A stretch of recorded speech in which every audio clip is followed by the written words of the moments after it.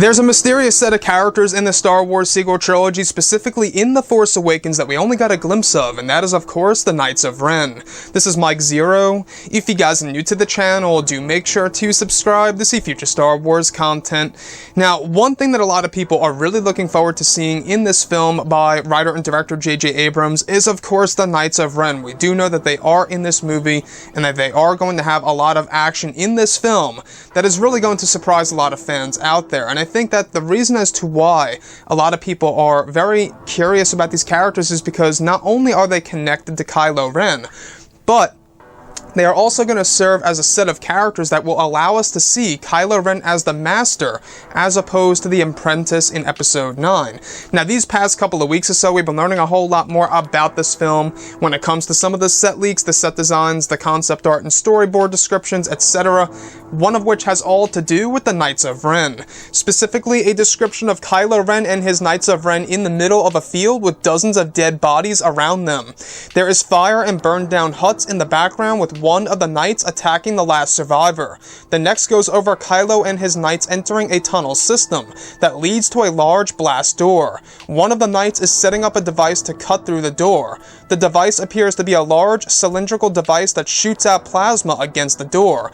The last goes over Kylo and his knights walking through the now broken blast door and entering an abandoned base or vault full of relics. So I really want to go over a couple of parts about this that really do raise my interest when it comes to Kylo and his knights. Now, first things first, is this an extension of the flashback sequence that we got in The Force Awakens? It mentions how there are a ton of dead bodies around the knights and Kylo. Now, if you look closely in The Force Awakens, if you do examine it very well, you can see what appear to be bodies around the Knights of Ren and Kylo Ren during this major thunderstorm that Rey actually does witness through the Force-back vision.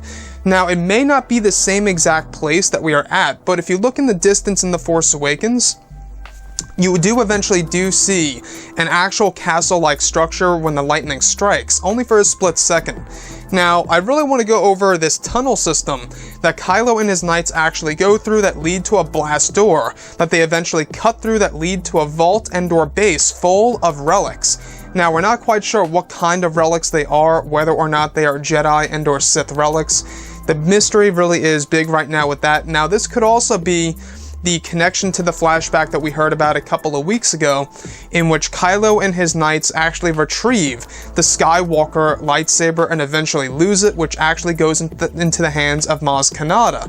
So there's a lot going on right now with J.J. Abrams and Chris Terrio. We do know that they are going to be implementing a lot of flashbacks in this movie, especially for the characters of Luke, Kylo Ren, and the Knights, etc.